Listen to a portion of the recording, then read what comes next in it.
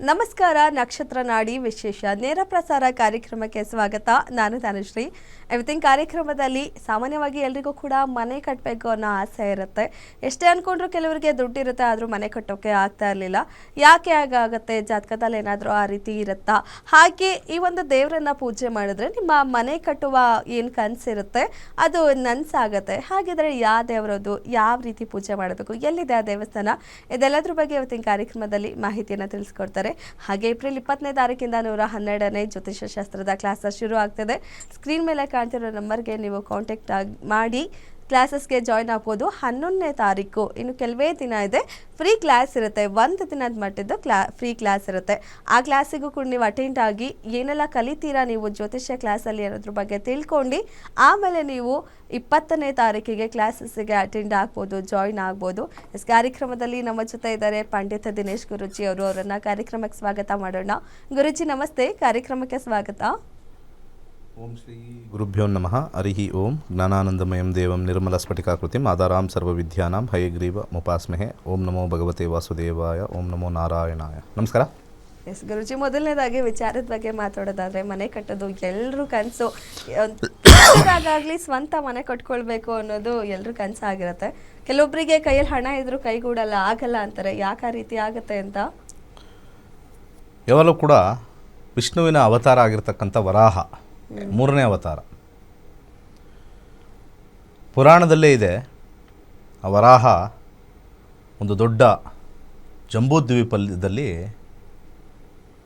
ಈ ಭೂಮಿ ಮುಳುಗಿದಾಗ ಅದನ್ನು ರಕ್ಷಣೆ ಮಾಡಿರ್ತಕ್ಕಂಥ ಒಂದು ಪಿಕ್ಚರ್ ಎಲ್ಲ ನೋಡಿರ್ತೀವಿ, ಹಿಂಗೆ ಎತ್ಕೊಂಡ್ಬರ್ತಕ್ಕಂಥದ್ದು. ಅದರ 2 ಕೊಕ್ಕೆ ಮೇಲೆ ಹಿಂಗೆ ಎತ್ಕೊಂಡ್ಬರ್ತಕ್ಕಂಥದ್ದು.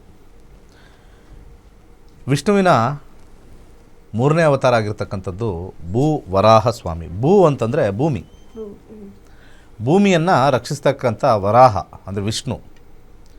ಯಾರ್ಯಾರಿಗೆ ಮನೆ ಕಟ್ಟೋದ್ರಲ್ಲಿ ಸ್ವಲ್ಪ ತೊಂದರೆ ಆಗಿರ್ತಕ್ಕಂಥದ್ದು, ಮನೆ ಕಟ್ಟೋ ವಿಚಾರದಲ್ಲಿ ಸ್ವಲ್ಪ ಹಿನ್ನಡೆ ಆಗ್ತಕ್ಕಂಥದ್ದು, ಹಾಗೆ ಮನೆ ಕಟ್ಟೋ ವಿಚಾರದಲ್ಲಿ ಜಗಳಗಳಾಗ್ತಕ್ಕಂಥದ್ದು, ಮಧ್ಯಕ್ಕೆ ನಿಂತಿರ್ತಕ್ಕಂಥದ್ದು, ಅಥವಾ ಯಾರು ಮನೆ ಕಟ್ಟಕ್ಕೆ ಶುರು ಮಾಡ್ತಾ ಇದ್ದಾರೆ ಅವ್ರಿಗೆಲ್ಲವೂ ಕೂಡ ಈ ಭೂ ವರಾಹ ಸ್ವಾಮಿ ಕಲ್ಲಳ್ಳಿ, ಮೈಸೂರು ಹತ್ರ ಇರ್ತಕ್ಕಂಥ ಒಂದು ಕಲ್ಲಳ್ಳಿ ಒಂದಿದೆ.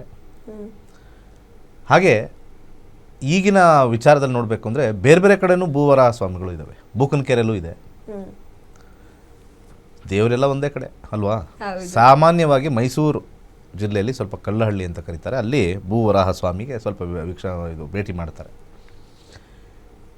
ಯಾರು ಈ ಭೂವರಾಹ ಸ್ವಾಮಿನ ಸ್ಮರಣೆ ಮಾಡ್ತಾರೆ, ಹಾಗೆ ಅವರ ಒಂದು ಪ್ರಾರ್ಥನೆ ಮಾಡ್ತಾರೆ,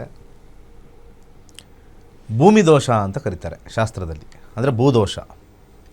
ಭೂದೋಷ ಅಂತಂದರೆ ನಾವಿರ್ತಕ್ಕಂಥ ಸ್ಥಳದಲ್ಲಿ ವಾಮಾಚಾರ ಆಗಿರ್ಬೋದು, ಯಾವುದೋ ಒಂದು ಕಾಲದಲ್ಲಿ ನಾವು ಮನೆ ಕಟ್ತಕ್ಕಂಥ ಜಾಗದಲ್ಲಿ, ಅಥವಾ ಯಾರೋ ಒಬ್ಬರು ಒಡೆದಾಡಿಕೊಂಡು ಗಲಾಟೆ ಮಾಡಿಕೊಂಡು ಆ ಜಾಗಕ್ಕೋಸ್ಕರ ಸತ್ತಿರ್ಬೋದು, ಅಥವಾ ಯಾರಾದರೂ ಅಲ್ಲಿ ಭಾಳ ಹಿಂದೆ ಯಾರು ಹೂಳಿರ್ಬೋದು ಆ ಜಾಗದಲ್ಲಿ.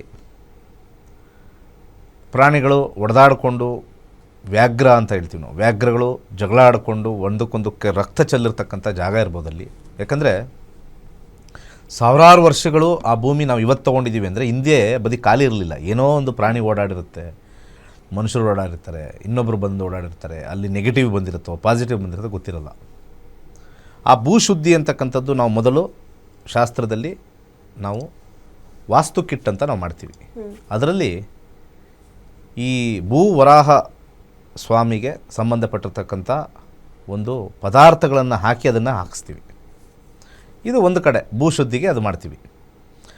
ಹಾಗೆ ದೇವರ ಮೊರೆ ಹೋಗಬೇಕು. ನಾವು ದೇವರ ಮೊರೆ ಹೋಗಬೇಕು ಅಂತಂದಾಗ ನಮಗೆ ಅನುಕೂಲಕರವಾಗಿರಬೇಕು. ಕಟ್ಟತಕ್ಕಂಥದ್ದು ನಿರ್ವಿಘ್ನವಾಗಿ ಕಟ್ಟಬೇಕು.